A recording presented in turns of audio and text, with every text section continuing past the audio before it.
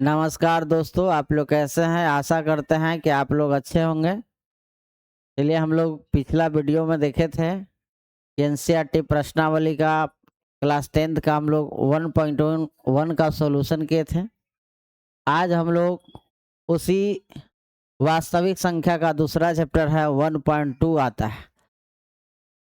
उसी के बारे में हम लोग पढ़ेंगे आज। तो आइए देखते हैं, एकदम आसान तरीका से समझेंगे। एकदम जो भाषा एकदम आसान भाषा में समझेंगे, किसी प्रकार का दिक्कत नहीं होगा।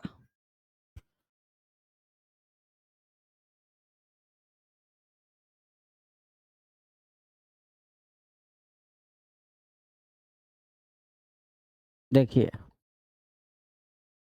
हम लोग इसमें पढ़ेंगे, यहाँ तक पिछला वीडियो में हम लोग पढ़ चुके हैं। यहाँ तक हम लोग यूक्लिड विभाजन प्रमेयिका पढ़ चुके हैं और हम लोग इसके आगे पढ़ेंगे। तो आगे एक थ्योरम पढ़ना है हमको, फंडामेंटल थ्योरम ऑफ अर्थमेटिक, अंक गणित का मूलभूत प्रमेय। अंक गणित का मूलभूत प्रमेय पढ़ना है। इसमें देखिए लिखा गया है कि प्रत्येक भाज्य संख्या को अभाज्य गुणनखंड के गुणनफलों के रूप में व्यक्त किया जा सकता है तथा यह गुणनखंड क्रम के बिना अद्वितीय होता है। ठीक है, जैसे में नीचे एग्जाम्पल दिया गया है कि अभाज्य गुणनखंड करते हैं कैसे। तो 96 का दिया गया है, जैसे देखिए 96 का दिया हुआ है कि 96 का अभाज्य गुणनखंड लिखेंगे। तो यहाँ पे देखिए कि हम लोग अभाज्य गुणनखंड कैसे निकालते हैं।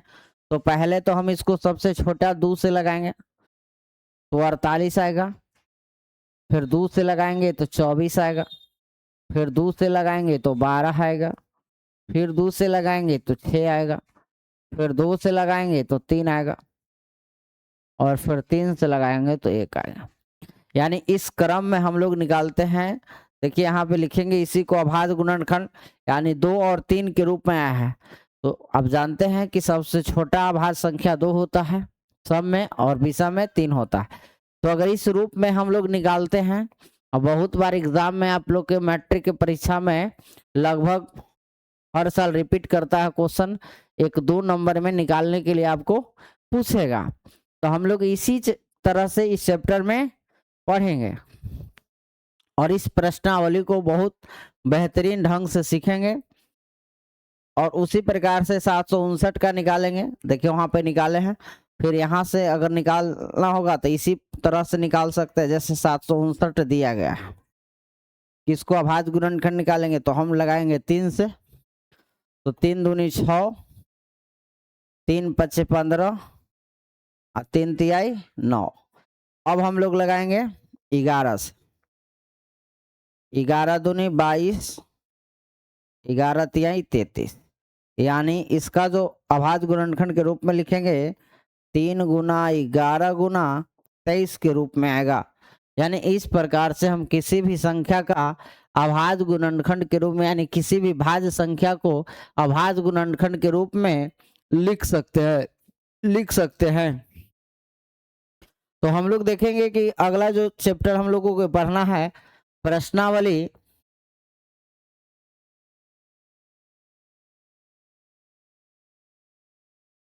1.1 में पढ़ेंगे और 2 में पढ़ेंगे।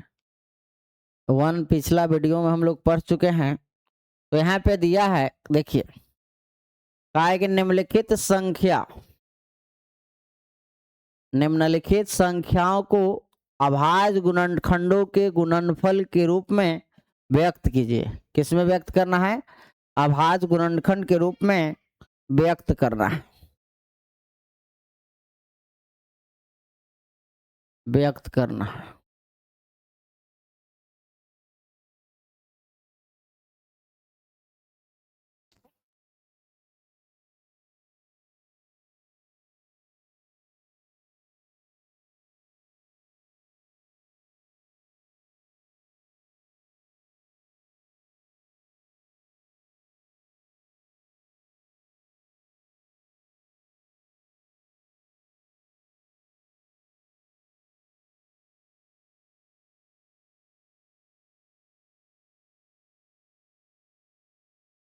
देखिए इसी को हमको अभाज्य गुणनखंड के रूप में निकालना है। तो जब अभाज्य गुणनखंड के रूप में निकालेंगे तो यहाँ पे देखिए 140 दिया है, 140 का निकालेंगे हम लोग। किसका निकालेंगे? 140 का। तो देखिए 2 से लगाएंगे 70 बार में आएगा, फिर 2 से लगाएंगे 35 आएगा, फिर 5 से लगाएंगे 7 आएगा, फिर 7 एकम 7 होगा, यानी 140 बराबर हो जाएगा 2 गुना 2 गुना 5 गुना 7। यानी हम लिख सकते हैं कि 2 के पावर 2 गुना 5 के पावर 1 गुना 7। ये आपका आंसर हो जाएगा, हम लोग का यही क्या हो जाएगा? आंसर। यानी इस तरह से एकदम अभाज्य गुणनखंड हम किसी भी भाज्य संख्या को निकाल सकते हैं, निकाल सकते हैं। ठीक है, फिर हम लोग अगला प्रश्न में देखेंगे क्या है। तो अगला प्रश्न में कहता है,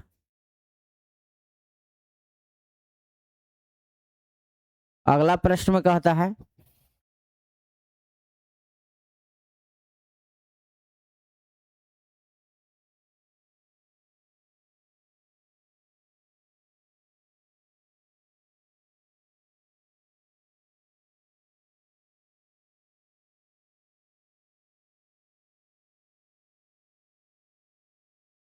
देखिए हम लोग अगला प्रश्न में निकालेंगे।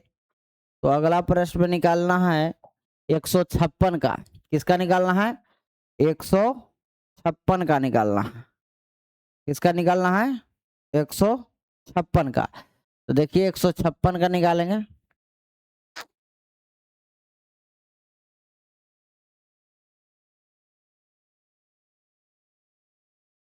एक 156 का निकालेंगे तो 2 से पहले लगाएंगे, कहे कि इकाई अंक 6 है तो 2 से कट जाएगा। तो 7 दूनी 14, 8, फिर 2 से लगाएंगे तो 39, फिर 3 से लगेगा 13, अब नहीं लगेगा, 13 से एक बार लगा लीजिए, वो 1 आएगा। अब देखिए 156 को हमको अभाज्य गुणनखंड के रूप में लिखना है। तो 2 गुना 2 गुना 3 गुना 13 लिखाएगा। तो 2 के पावर 2 हो जाएगा, गुना 3 के पावर 1 गुना हो जाएगा, गुना 13 के पावर 1 हो जाएगा। हम लोग इस प्रकार से किसी भी संख्या जितना बड़ा भी हो उसको हम अभाज्य गुणनखंड निकाल सकते हैं, अभाज्य गुणनखंड निकाल सकते हैं। अगर वीडियो समझ में आता है, अगर अच्छा लगता है तो यह वीडियो को लाइक और सब्सक्राइब कीजिएगा, इसलिए कि जो हम लोग वीडियो बनाकर डालेंगे तो आपके पास सबसे पहले पहुंचेगा। तो हम लोग नेक्स्ट प्रश्न पे बढ़ेंगे आगे। देखिए यहाँ पे है 3825 दिया, 3825 दिया, 3825 दिया, और इसको भी किस में लिखना है? तो अभाज्य गुणनखंडों के गुणनफल के रूप में व्यक्त करना है, गुणनफल के रूप में व्यक्त करना है। तो देखिए पहले 3 से लगा कर देखते हैं।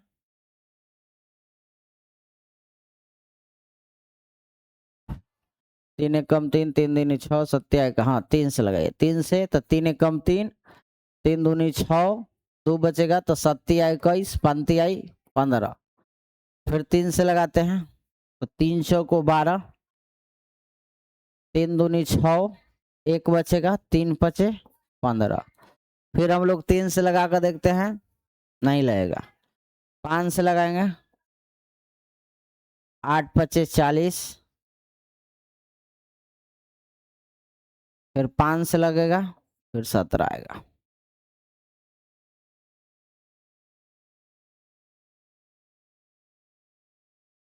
देखिए फिर 17 को एक बार में लगाएंगे। अब हम लोग लिख सकते हैं 3825 का जो अभाज्य गुणनखंड कितना आ जाएगा? तो 3 गुना 3, 5 गुना 5 गुना 17। तो 3 गुना 3 गुना 5 गुना 5 गुना 17। इसको हम लिख सकते हैं 3 के पावर 2 गुना 5 के पावर 2 गुना 7 के पावर 1। यही आंसर होगा। देखिए इसी चैप्टर में हम लोग एक पढ़ेंगे लस और मस के बारे में, लस और मस के बारे में पढ़ेंगे, लस और मस के बारे में पढ़ेंगे। तो इसी प्रकार से आपको कहेगा कि किसी भी दो संख्या दे देगा और कहेगा कि उसका मसा ज्ञात कीजिए, तो मसा ज्ञात करने के लिए हम लोग अभाज्य गुणनखंड विधि का भी प्रयोग करते हैं, अभाज्य गुणनखंड विधि का प्रयोग करते हैं।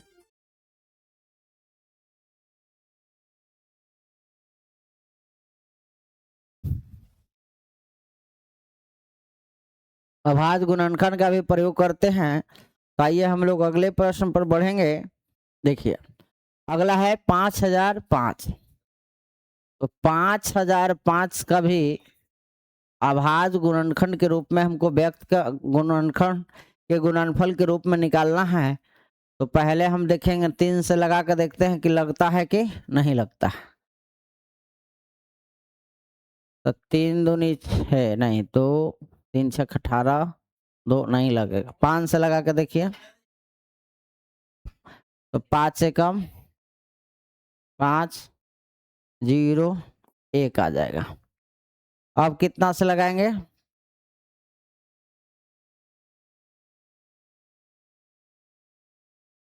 7 से लगाते हैं। तो 7 से कम 7, 3 सच्चों को 28 और 7 21, 7 से लगेगा। तो 7 से कम 7 हो जाएगा, बचेगा कितना 3, तो सच्चों को 28 और 7 21। अब 11 से लगाइए, तो 11 कम 11, 11 तिहाई 33, यानी 5005 का मेरा अभाज्य गुणनखंड कितना निकल का है। तो 5 गुना 7 गुना 11 गुना 13, देखिए यही क्या हो जाएगा आंसर, यही हो जाएगा आंसर, यही हो जाएगा आंसर। लोग इसी प्रकार से देखिए निकालना है, तो इसको आप लोग निकाल लीजिएगा और इसी तरह से कोई दिक्कत नहीं होगा निकालने में। अभाज्य गुणनखंड विधि से अभिव्यक्त करेंगे। तो हम लोग आइए अगले प्रश्न पे देखते हैं। कह रहा है कि पूर्णांकों को निम्नलिखित युग्मों के एचसीएफ और एलसीएम ज्ञात कीजिए तथा इसकी जांच कीजिए कि दो संख्याओं का गुणनफल बराबर एचसीएफ गुना एलसीएम होता है। यानी फार्मूला एक होता है कि पहली संख्या गुना दूसरी संख्या बराबर लसा गुने मसा होता है।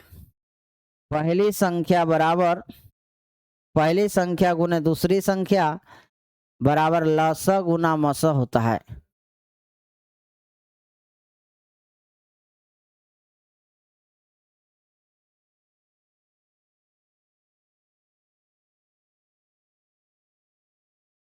लसा गुने मसा होता है।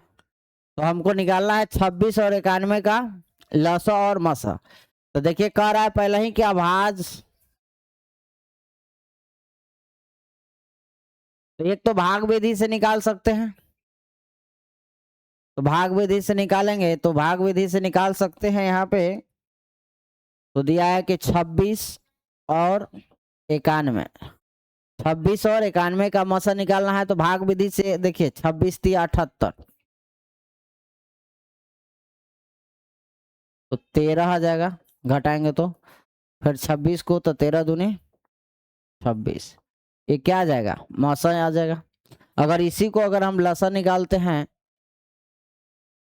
तो 26 और 91, तो देखिए 26 और 91 आ जाएगा। 26 और 91 का लसा निकालेंगे,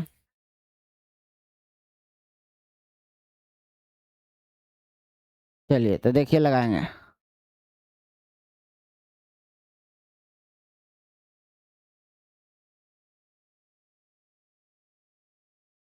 तो 13 से लगा देते हैं। तो 13 दूनी 26 और 13 सते 91, और नहीं लगेगा। तो अब लिखेंगे एलसीएम बराबर हो जाएगा 13 गुना 2 गुना 7, 13 चौको 52, 13 चौको 52 और 13 5 18, 182 आ जाएगा। यानी एलसीएम एचसीएफ कितना आ गया, एचसीएफ 13 आ गया हमको और एलसीएम आ गया 182। एलसीएम कितना आ गया 182। इसको एक तरीका से और हम बना सकते हैं अभाज्य गुणनखंड विधि से, तो उसको भी देख लेंगे कि कैसे बनाएंगे। तो अभाज्य गुणनखंड विधि से निकालना किसका, 26 और 91, 26 और 91 को निकालेंगे तो इससे हम वही 7 से लगाते हैं, 7 से 13 और 13 को एक बार में लगाएंगे। इसका भी देखिए 2 से लगेगा 13, 13 एकम 13, 13 एकम 13। अब लिख सकते हैं कि 26 बराबर हो जाएगा 2 गुना 13 और इसका हो जाएगा 91 बराबर हो जाएगा 7 गुना 13। देखिए एचसीएफ निकालना है और एलसीएम निकालना। तो बताए हैं कि जो दोनों में मिलता है यानी उभयनिष्ठ गुणनखंड अगर दोनों में मिलेगा, जो उभयनिष्ठ कॉमन होता है वही एचसीएफ होगा, और जो उभयनिष्ठ तो होगा प्लस जो नहीं उभयनिष्ठ होगा वो दोनों को गुना करेंगे सभी को लेकर तो एलसीएम निकलता है। तो एचसीएफ निकालने के लिए देखिए दोनों में मिल रहा है कौन, दोनों में 13 मिल रहा है, इसलिए 13 हो जाएगा एचसीएफ। एचसीएफ बराबर कितना हो जाएगा 13। यानी अभाज्य गुणनखंड विधि से देखेंगे निकालने के बाद जो दोनों में मिलेगा वो मसा होगा, जो दोनों में मिलेगा वो मसा होगा। और एलसीएम कहता है कि मिलेगा से हो और ना मिले से हो का हो जाएगा लसा हो जाएगा। तो मिला है 13 लिखेंगे, और का नहीं मिला है 2 नहीं मिला है, और का ना मिला है 7 नहीं मिला है। तो 13 दूनी 26, 26 गुने 7, तो 7 छक 42 हो जाएगा, 7 दूनी 14, 14 4 18 आ जाएगा। यानी दोनों तरीका से देखिए हम लसा मसा निकाल दिए हैं। और इस प्रकार से आप हर बार एग्जाम में एक पूछता है 2 नंबर के लिए, ऑब्जेक्टिव में भी पूछ सकता है आप लोगों को कि किसी भी 2 संख्या दे देगा उसको मसा निकालना है लसा निकालना है, तो यह तरीका हम अपना सकते हैं, किसी प्रकार का दिक्कत नहीं होगा। तो हम लोग अगले प्रश्न में चलेंगे। हम लोग अगले प्रश्न में देखिए इसी तरह से निकालना है 510 और 92 का, 510 और 92 का निकालना, 510 और 92 का निकालना, 510 और 92 का निकालना, 510 और 92 का निकालना। तो देखिए पहले 510 और 92 है, तो पहले हम 92 का निकालते हैं। 92 का निकालते हैं तो 2 से कितना आ जाएगा 46, 2 से कितना आ जाएगा 23 और 23 से कम 23 होगा। उसके बाद 510 का निकालेंगे, 2 से लगाइए तो 2 दूनी 4, 5 दूनी 10, 5, फिर 3 से लगाएंगे, 8 तिहाई 24 और 5 तिहाई 15, फिर 5 से 17, फिर 17 से 1, 17 कम 17 हो जाए। अब यहाँ पे देखिए लिखेंगे 92 का कितना आया है 2 गुना 2 गुना 23। उसके बाद क्या आया है 510 का निकालेंगे तो 510 का आ जाएगा 2 गुना 3 गुना 5 गुना 17। अब देखिए दोनों में जो मिलेगा वो मसा होगा, तो एचसीएफ देखिए एचसीएफ कितना हो जाएगा, तो दोनों में मिल रहा है 2 और कोई मिल रहा है नहीं मिल रहा है, इसलिए एचसीएफ कितना हो जाएगा 2, एचसीएफ कितना हो जाएगा 2, एचसीएफ कितना हो जाएगा 2। अब इसी में देखिए एलसीएम निकालना है, तो एलसीएम निकालेंगे तो एलसीएम में देखिए जो मिल रहा है पहले उसको लिख दीजिए और फिर नहीं मिलेगा उसको लिखेंगे। तो 2 नहीं मिल रहा है, 23 नहीं मिल रहा है, 3 नहीं मिल रहा है, 5 नहीं मिल रहा है, 17 नहीं मिल रहा है। इस सब को हम लोग गुना करेंगे तो 2 दूने 4 और 2300 को हो जाएगा 92, 92, अब पंक्ति आई 15 गुना 17 और गुना कर लेते हैं। 15 दूनी 30, अब 15 नमा 135, 135 और 3 38 तो 10 गुना 17। अब 17 से गुना कर देंगे तो 17 में 0 से तो 0, 17 8 36 से 136 की 6, बाकी अंत में कितना हो जाएगा 13 और 17 तिया 51 और 13, 51 13 64 की 4 और 17 और 6 23, यानी 23,460 आंसर आएगा। 23,460 आंसर आएगा। 23,460 आंसर आएगा।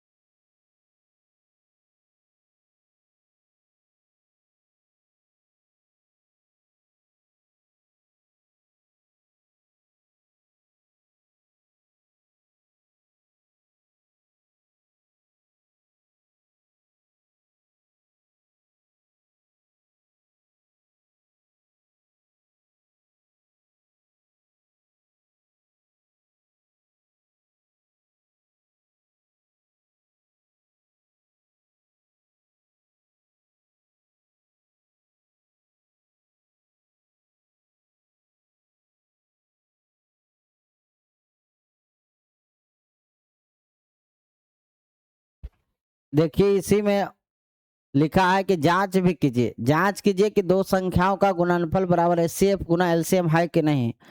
तो देखिए दो संख्या दिया है, जांच पूछेगा तो जांच में लिखेंगे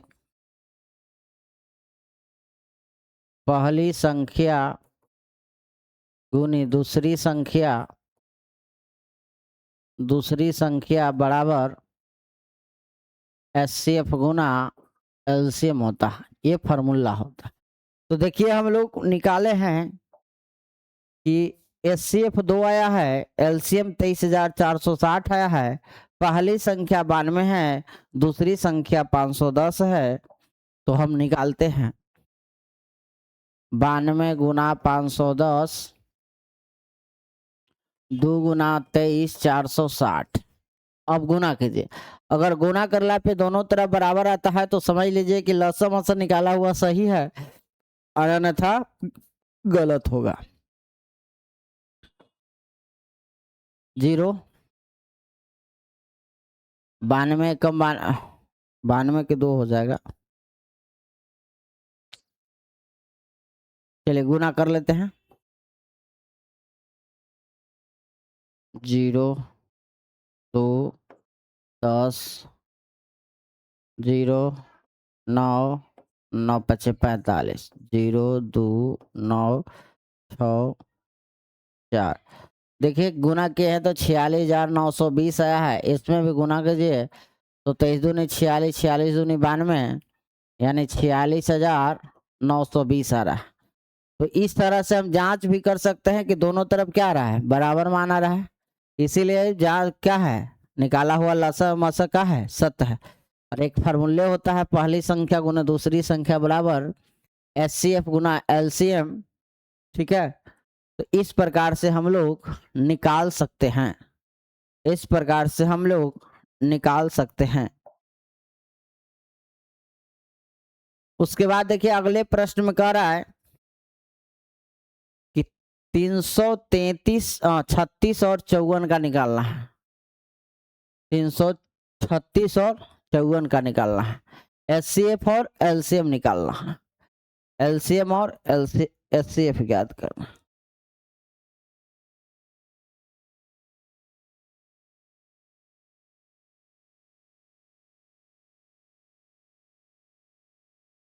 देखिए हम तो पहले आवाज गुणनखंड विधि से लसा और मसा ज्ञात करेंगे, उसके बाद ही जांचेंगे किस।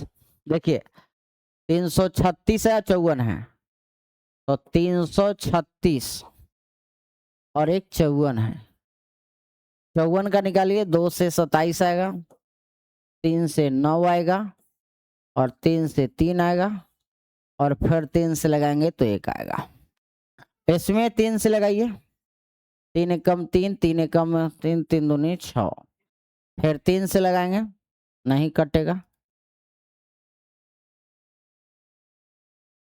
3 तिहाई 9, नहीं कटेगा। 4 से, पहले 2 से लगाइए, चलिए पहले 2 से लगाते हैं। तो 2 से लगेगा, 2 एकम 2, फिर 6 दूनी 12, 3 दूनी 6। 3 से लगाते हैं, नहीं 3 से,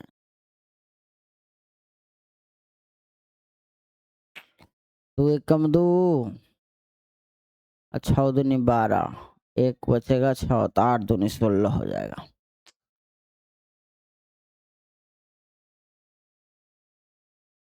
एक 168 आएगा।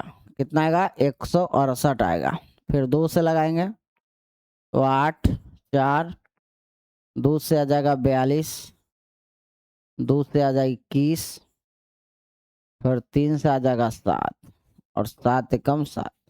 तो हम देखेंगे कि 336 बराबर है 2 के गो है, तो 2 गुना 2 गुना 2 गुना 2, 4 बार, 3 गुना 7, और 54 बराबर कितना है, 2 गुना 3 गुना 3 गुना 3।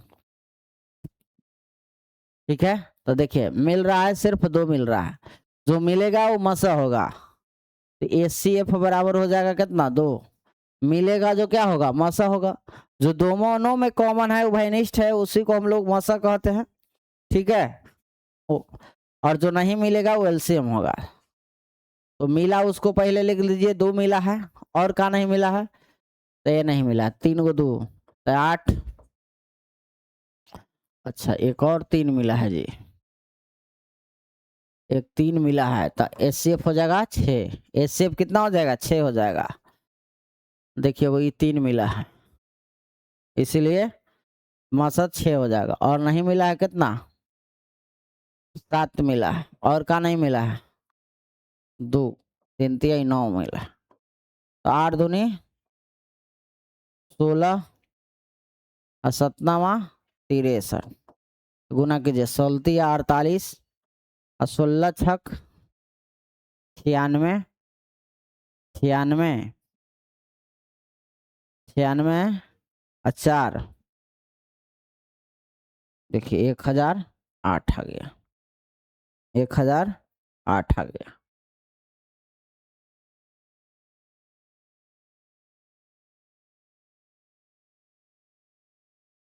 1008 आ गया।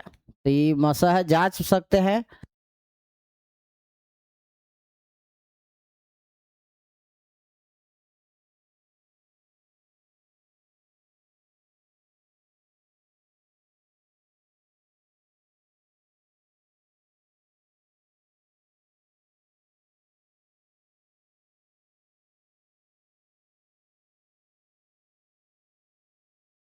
कहीं गड़बड़ नहीं ना लग रहा है। चलिए 2 मिला, 1 3 मिला। यहाँ ठीक है ना।